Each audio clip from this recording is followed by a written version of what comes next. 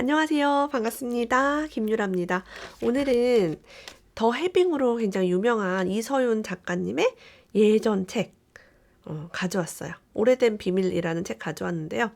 대한민국 상위 1% 멘토가 말하는 운의 원리입니다. 어떻게 하면 운이 좋아질까? 어떻게 하면 불운을 내보내고 행운을 가져올 수 있을까? 저는 운에 대한 책도 굉장히 많이 읽었고 운에 대한 공부도 했었는데요. 이 책을 읽으면서 또 한 번 다시 배우게 되었습니다. 어, 운이 좋으면 여러분 조금만 일하고 많이 얻을 수 있어요. 네, 작은 노력으로 큰 행운을 얻는 운의 비밀 함께 이야기 나눠보겠습니다. 당신의 노력이 제대로 된 타이밍을 만나면 큰 행운이 빅뱅처럼 폭발하니까요. 당신의 운이 변한다는 것은 바로 익숙한 것들과의 결벌인 동시에 낯선 것들과의 만남이니까요. 이 책을 읽는 당신은 이미 운이 좋아지기 시작했습니다. 변화하는 행운의 시작입니다. 당신을 행운의 세계로 초대합니다. 라고 써 있어요. 굉장히 기분이 좋네요. 네, 우리가 운이 변하면 익숙한 것과 헤어지고 새로운 것을 받아들이게 돼요. 여러분 혹시 직업이 사라졌나요? 아니면 통장에 돈이 없어졌나요? 주변에 있는 누군가 떠났어요? 그러면 엉엉 울지 마시고 우와 좋은 게 오고 있구나. 예. 행운이 오려고 하나 보다 라고 생각할 수 있겠죠. 자, 변화는 행운이다 라고 이야기합니다. 변화는 반드시 나에게 도움된다는 신념을 가져야 합니다. 인생 만사 세용지마란 말이 있지요. 겉으로는 당신을 불행하게 만든 변화라도 실제로는 행운으로 작용하는 경우가 다반사입니다.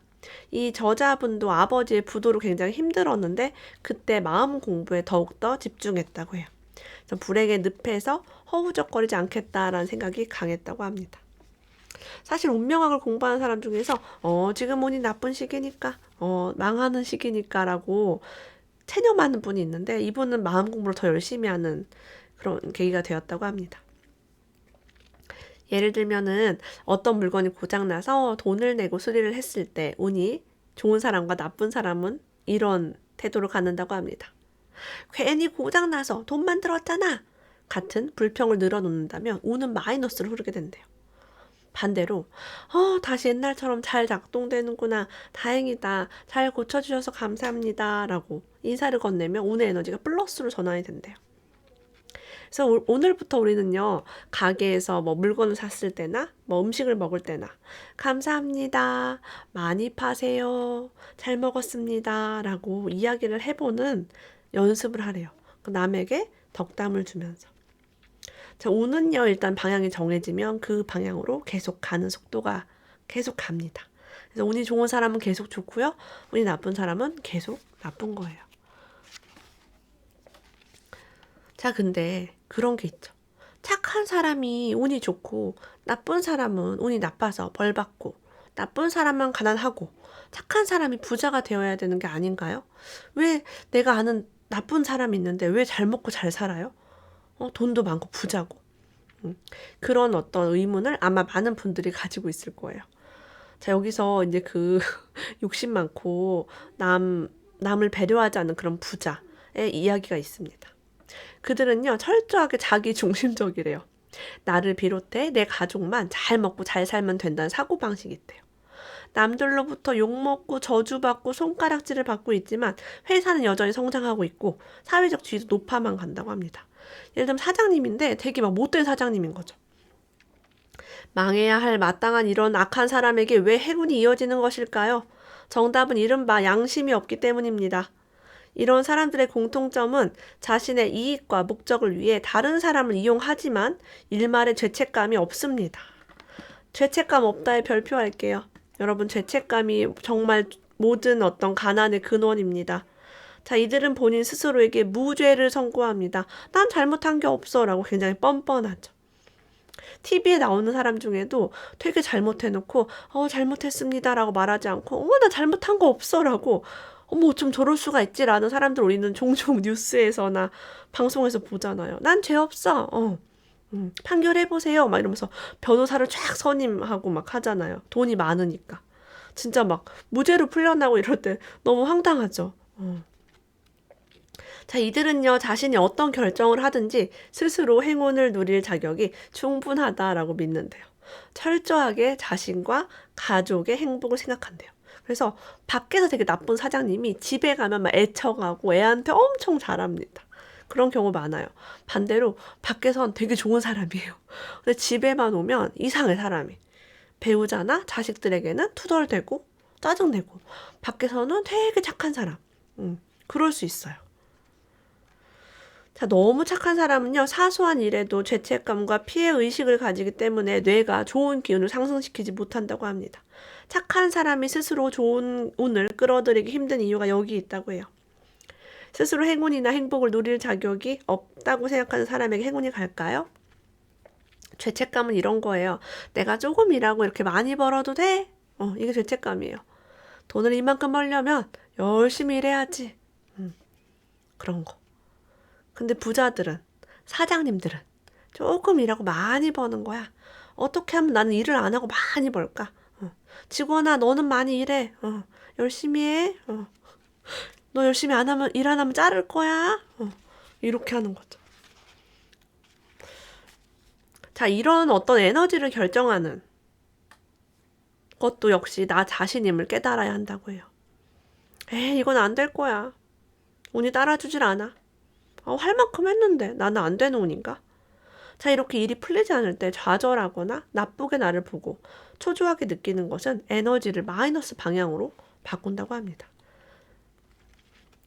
겉으로 위기처럼 보이는 일도 보이지 않는 곳에서 플러스 에너지가 작용하고 있는 경우가 참 많다고 해요. 금융 위기가 올 때마다 수많은 부자들이 탄생했습니다. 여러분, IMF를 맞이했고요. 2008년 금융 위기를 맞이했지만 어떤 사람들은 그 위기를 지나면 엄청난 부자가 됩니다. 지금 현재도요, 정부에서 우리나라뿐이 아니라 전 세계적으로 양적 완화, 돈을 풀겠다라고 선언을 했죠. 돈을 풀면 그 돈이 누군가에 갑니다. 누가 그 돈을 가져갈까요? 나는 부자가 될 자격이 충분해. 이 양적 완화된 거대한 유동성이 내 통장에 들어올 거야 라고 믿는 사람, 그리고 그것을 준비하고 노력하는 사람이 돈을 법니다. 겸손한 사람이 돈을 번다라고 이야기하는데요. 그 겸손에 대해서 이렇게 얘기하고 있어요. 함부로 자랑을 하거나 스스로 우쭐해지는 거죠. 나 잘났어. 나 잘나서 잘 나가. 이런 게 아니라 내게는 노력한 것 이상의 행운이 따른다. 그렇기에 더욱에 세상에 감사하다. 난 한 것도 없이 그지같이 했는데 잘 됐어요. 난 준비도 별로 안 했는데 결과가 좋았어요. 요런 얘기죠. 이게 겸손이에요. 나는 서울대를 나왔고요. 내가 그동안 이걸 위해서 일반 시간을 준비했어요. 난 그래서 이게 결과가 이렇게 나온 게 당연해요. 이건 사실 겸손이 아니죠. 나는 가진 것도 없고 능력도 없고 별 볼 일 없지만 내가 조금 노력했는데 이만큼 잘 됐어요. 감사해요. 우리나라에서 태어난 거 감사해요. 제가 2020년에 살고 있는 거 감사해요. 시대를 잘 만났어요. 유튜브가 있어서 많은 걸 배울 수 있었어요. 도서관에 책이 있어서 공짜로 배울 수 있었어요. 라고 얘기할 수 있는 사람은 겸손한 사람이겠죠. 자랑할 건 자랑하세요. 나의 능력에 대해서는 자랑하고요. 나의 결과물에 대해서는 겸손한 자세를 취하면 좋다고 합니다. 그럼 세상이 좋아하겠죠. 어머, 쟤는 내 덕으로 돌리는구나. 자기가 잘나서가 아니라 이 우주의 행운으로 잘 됐다고 하는구나. 너에게 행운을 더 줄게 라고 합니다. 행운을 증폭시키는 방법. 자, 그럼 행운을 어떻게 불러올 것인가? 행운 일기를 써라 라고 합니다. 다른 말로 감사일기라고도 할 수 있겠죠. 그날, 오늘 하루에 어떤 일이, 언제, 어떤 행운이 불러왔는지 적어보래요. 남이 보는 일기가 아니라 내가 보는 일기입니다. 매일매일 내가 운이 좋은 사람이다라는 증거를 찾아서 적어보래요. 이런 증거가 하나씩 쌓이게 된다면 결국 나는 행운이 따른 사람이다 라는 굳은 신념이 형성이 됩니다. 이 행운 일기의 마지막에는 꼭 이거를 써보라고 해요. 난 정말 운이 좋구나. 이 말을 꼭 쓰라고 합니다. 이렇게 오늘 뭐를 먹었다. 뭐가 좋았다. 뭐가 행복했다. 그래서 역시 나는 행운이 따른 사람이구나. 역시 나는 운이 좋은 사람이야. 라고 마무리 지으래요. 이렇게 운이 좋은 사람으로 만들어주셔서 감사합니다. 이런 걸 이제 일기에도 쓰고요. 일기에다 이제 많이 쓰게 되면 우리가 이제 머릿속에 항상 나는 운이 좋은 사람이야 라고 많이 돌게 돼요. 저는 막 이제 걸어가다 넘어진 적이 있었어요. 그래서 양쪽 무릎에 피가 나더라고요. 피가 나서 바지가 정말 그 무릎에 들러붙을 정도로 피 때문에 양쪽 무릎에 피가 나는데 정말 너무 아팠어요. 너무 아팠는데 제가 이제 이런 책을 보지 않았다면 불평불만. 재수없네. 오늘 일진이 사납네. 무슨 일이 생기려고 재수없는 일이 생기지? 이렇게 생각했던 제가 이런 운에 대한 책을 많이 읽고 나니까 와, 무릎이 부러지지 않아 다행이야. 병원에 갈 정도로 다치지 않아 다행이야. 그렇게 마음을 바꿔먹게 됐어요. 실제 운이 좋은 걸 찾으려고 생각하다 보니까 제가 그때 여름이라 원래 반바지나 이렇게 짧은 치마를 많이 입고 다녔거든요. 근데 그날따라 제가 무릎 바로 밑에 내려오는 레깅스 같은 걸 이제 입고 간 거예요. 그래서 와, 오늘 레깅스를 입어서 다행이야. 레깅스를 입지 않고 무릎 위에 올라오는 더 짧은 반바지를 입었으면 내 무릎에 피가 더 많이 나고 흉터가 더 많이 생겼겠죠. 레깅스가 무릎을 가리고 있어서 그나마 덜 다친 거였어요. 그래서 와, 감사하다. 오늘 어쩐지 레깅스가 입고 싶더라니. 역시 나는 운이 좋아 라고 생각하게 됐습니다. 자, 운이 좋으려면 좋은 인연이 들어와야 된대요. 귀인을 만나야 된대요. 많은 사람들이 나도 좋은 인맥, 좋은 인연을 갖고 싶어요 라고 얘기합니다. 근데 내 주변에는 좋은 사람이 없어요 라고 해요. 근데 여기에서 이렇게 얘기하고 있습니다. 서로 마음이 맞지 않는 것, 서로 나랑 마음이 안 맞는 어떤 사람, 상사, 가족 중에 있을 수 있겠죠. 인연법상의 악연이 아닌 경우가 훨씬 많았다고 합니다.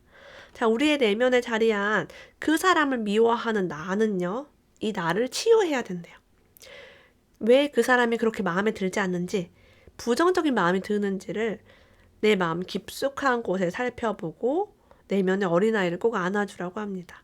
내가 가지고 있는 어떤 불안이나 어떤 두려움이나 내가 나를 미워하는 어떤 그런 부분이 자리 잡고 있어요. 그래서 우리는 살면서 마음에 드는 사람만 만나기는 불가능하다라고 해요. 마음에 들지 않는 사람을 만나는 것도 역시 당신의 행운을 키울 수 있는 기회로 삼아야 됩니다. 그래서 내가 나를 미워하는 부분이 상대방에게 드러납니다. 예를 들면 저는 제가 말이 되게 많잖아요. 그래서 저는 그런 제 자신이 푼수 같다라고 생각을 했어요. 저는 저희 엄마도 말이 되게 많거든요. 저는 엄마도 별로 제가 안 좋아하고 저 자신을 별로 안 좋아하면서 말을 많이 하는 건 푼수 같아. 네.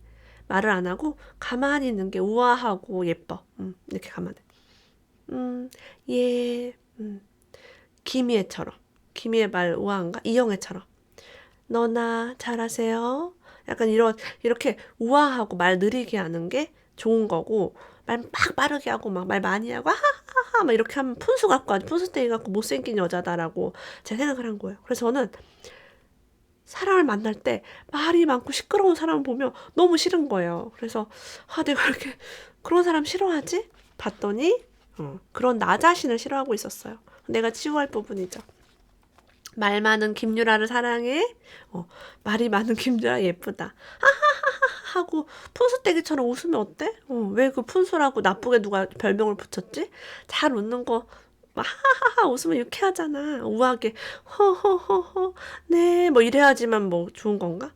그렇게 생각하게 됐어요. 그래서 말 많은 나도 괜찮은 나를 보고 나니까 말 많은 사람을 만나도 내가 불편하지 않았어요. 그리고 지금 제가 말을 많이 하는 직업을 하고 있잖아요.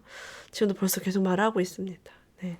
말 많은 건 나쁜 게 아니죠. 내가 이제 싫어하는 사람이 있으면 내가 왜 싫은지를 들여다보는 게 매우 중요하다고 해요. 자, 사람은 이렇게 자기 안의 상을 통해서 판단을 상대를 한대요. 다른 사람을 있는 그대로 보는 거 좀 불가능합니다.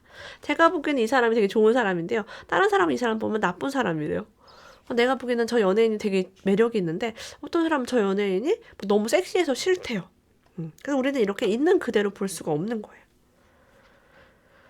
당신에게 공허한 느낌을 주는 사람과 관계를 이어가면서 나는 인복이 없다라고 투덜대는 것은 바람직하지 않습니다. 라고 해요. 예를 들면 나한테 되게 안 좋은 말만 하고요. 같이 만나면 막 기빨리는 사람이 있어요. 근데 뭐 어쩔 수 없이 같은 직장이에요. 뭐 학부모 모임에 있어요. 뭐 동창입니다. 혹은 내 가족이에요. 가족인 경우 굉장히 불행하지만 가족인데도 내 에너지를 갉아먹는 인연이 있습니다. 자, 이런 사람을요. 계속 옆에 있다. 아, 내 주변에는 뭐 나는 엄마 복도 없고 남편 복도 없고 자식 복도 없어요. 진짜 이렇게 한탄하는 어르신들을 가끔 만납니다. 이런 말 자체도 굉장히 부정적인 마이너스 에너지를 끌어당기죠. 그러면 같이 있으면 어머 저 사람이랑 친하게 지내면 안 되겠다. 왜? 남편 복, 자식 복, 보호복이 다 없대. 그러면 내가 그 사람한테 가면 나는 느낌이 안 좋더라고요. 그래서 사실 그런 말도 여러분 되게 조심해야 됩니다. 굳이 할 필요가 없는 저 TMI죠. 반대로 난 남편 복도 있고요. 부모 복도 있고요. 자식 복도 있어요. 나는 인복이 많아요. 그러면 그 사람 옆에 있고 싶어요. 자, 우리는요. 믿음이 없다고 판명된 사람을 가까이 두는 어리석음을 반복해서는 안 된다고 합니다. 나한테 별로 좋은 영향을 끼치지 않는 사람을 관계를 유지할 필요가 없어요. 그런 사람을 통해서 미움과 배신의 싹을 틔운다고 해요. 떠나 보내세요. 가족이라도 좀 만나지 마세요. 나한테 도움 안 되고 스트레스 주는 사람. 누군가 자리를 비우면 늘 새로운 인연이 찾아온답니다. 라고 해요. 인간관계에 변화를 가져야 됩니다. 기존에 있던 것들을 끊어내야 돼요. 근데 누군가의 그 자리를 비우게 하는 것들을 하지 못합니다. 이유가 뭘까요? 왜 못할까? 나한테 그렇게 부정적 영향을 주고 부정적인 말을 하는 사람을 왜 못 끊어낼까요? 왜 나는 그 사람과 통화를 하고 있고 왜 그 사람을 만나고 있을까요? 외롭기 때문에 그것을 반복하고 있을 수 있습니다. 자, 어떤 사람은요, 뭘 베풀었을 때, 그 사람 나한테 받아먹기만 하고, 내가 선물 주면 받기만 하고, 나한테 아무것도 안 해줘요. 나 너무 속상해요. 나 인복이 없어요. 인복이라는 거에 배경이 뭐가 있냐면, 사람들이 뭘 받기를 원해요. 가만히 있어도 선물 주고, 좋은 말 하고, 그런 걸 원합니다. 근데 이런 대가나 보상이 돌아오지 않는다고 투덜거린 적이 있는 분이 혹시 계신가요? 그것은 인복이 없는 게 아니고, 대가를 바라는 마음이 강했기 때문이라고 얘기합니다. 베풀기로 결정했다면 정말 기쁜 마음으로 주고 잊어버려야 합니다. 동시에 베풀 수 있을 만큼의 무언가가 내 안에 있고 또 베풀 수 있는 상대가 있음에 깊이 감사하세요. 기대하지 말고 줄 수 있는 사람이 운이 좋아진다고 합니다. 왜냐하면 기대 안 하고 주면요. 그 사람이 나한테 뭐 연락을 안 하든 선물을 안 하든 뭐 고맙다고 안 하든 아무 상관이 없어요. 그래서 그 사람을 만나면 기뻐요. 어머 잘 지냈어요. 반가워요. 라고 어머 그동안 1년 동안 뭐하고 지냈어요. 라고 그냥 보고 싶었어요. 라고 얘기합니다. 근데 내가 1년 전에 뭘 그 사람한테 베풀었어요. 근데 이 사람이 고맙다고도 안 하고 연락도 안 하고 선물도 안 하고 그러고 있으면 1년 동안 씩씩거리고 있어요. 나한테 뭐 도와달라고 할 때는 그렇게 말하고 내가 이렇게 해줬는데 고맙다고도 제대로 안 하고 사례도 안 하고 에이 괘씸해. 나를 이용한 거야. 뭐야? 이러고 있어요. 이러고 있다가 1년 만에 그 사람 만났을 때 내가 반갑다고 할 수 있겠어요? 없겠어요? 없겠죠. 그냥 뭔가 저 사람 옆에 가지 말아야겠다. 에이 뭐 저 사람 별로야. 라고 이렇게 하고 있으니까 그 에너지가 관계를 더 망치게 되겠죠. 자, 일반적으로 운이 바뀔 때요. 가장 눈에 띄는 변화는 새로운 인연을 만나게 된다는 것입니다. 사람과의 만남은 다 때가 있다고 해요. 자신이 마음의 준비가 되면 적절한 인연이 나타나 도움을 받을 수 있다고 합니다. 안달복달하거나 좋은 인연을 만나기 위해서 노력할 필요가 없다는 거죠. 많은 사람들이 귀인을 만났는데도 몰라보고 그냥 지나친다든지 인연을 맺은 후에 관리가 잘 되지 않아 실패로 끝나는 수도 많이 있습니다. 그냥 실패로 끝나면 그냥 그런가 보다. 저 사람은 나 싫은가 보다. 이러고 말아요. 인연을 억지로 할 필요가 없겠죠. 자, 어떤 사람은요. 행운을 많이 가지고 있어요. 손대는 일마다 술술 풀리고 부동산, 주식에 투자해 떼돈을 벌고 평범해 보이는데 주위에 능력 있는 사람들이 모여듭니다. 특별한 재능이나 노력이 없어 보이는데 잘 먹고 잘 사는 사람들이죠. 특별한 능력 없이 잘 먹고 잘 살고 있어요. 자, 근데 많은 사람들은 이런 사람을 저 같은 사람을 운이 되게 좋은 사람인가 보다라고 여겨져요. 근데 이 책에서 이렇게 말합니다. 좋은 운을 타고난 특별한 사람은 없습니다. 왜냐하면 운이 따르는 분야와 따르지 않는 분야가 누구나 있대요. 예를 들면 저는 좋은 대학을 가는 운, 공부를 잘하는 운, 자격증을 취득하는 운, 뭐 이런 운은 별로 없어요. 기대하지도 않고 관심도 없습니다. 자, 운에서는요, 자신을 사랑해야 운도 찾아온다라고 합니다. 자신의 단점과 약점을 포함한 있는 그대로의 모습을 인정하고 사랑해야 합니다. 자, 있는 그대로의 자신을 사랑하려면 어떻게 해야 할까요? 첫 번째, 먼저 스스로 완벽한 사람이 아니라는 걸 인정해야 합니다. 완벽한 사람이 아니라는 걸 인정하게 될 때요, 우리는 그지같이 무언가 시작할 수 있습니다. 대충 할 수 있게 됩니다. 두 번째, 단점을 인정하고 부끄러워하지 않아야 됩니다. 예를 들면 얼굴에 뭐가 있더라도, 혹은 내가 뚱뚱하더라도, 내가 발음이 좀 안 좋더라도, 이런 나를 수치스러워하게 여기면 세상에 나아갈 수가 없게 됩니다. 셋째, 남과 나를 비교하지 말아야 됩니다. 남은 뭐를 많이 가졌고, 남은 나보다 못났고, 이렇게 할 필요가 없다는 거예요. 네 번째, 남의 단점에 대한 지적과 비난을 거두어야 합니다. 남을 막 지적하고 저 사람은 뭐 나빴어. 정치인 저 사람은 나빴어. 라고 할 필요가 없습니다. 다섯째, 부족함에도 불구하고 나는 행운이 따를 자격이 있다고 믿어야 합니다. 나는 이러이러한 점이 좀 부족해. 그래도 나는 잘 될 거야. 나는 이러이러한 점이 부족하지만 나는 부자가 될 수 있어 라고 믿는 게 필요하죠. 저는 내가 부족한 게 너무 많고 제가 별로인 게 많지만 행운이 따를 거라고 믿었습니다. 당신은 분명 귀한 사람이며 이미 행운을 불러오기 위해 필요한 것들을 모두 갖추고 있습니다. 행운은 있는 그대로 사랑하는 당신을 위해 많은 준비를 해놓고 있습니다. 오늘 오래된 비밀 함께 읽어보았습니다. 오늘도 끝까지 함께 해준 여러분 감사합니다. 다음에 또 만나요.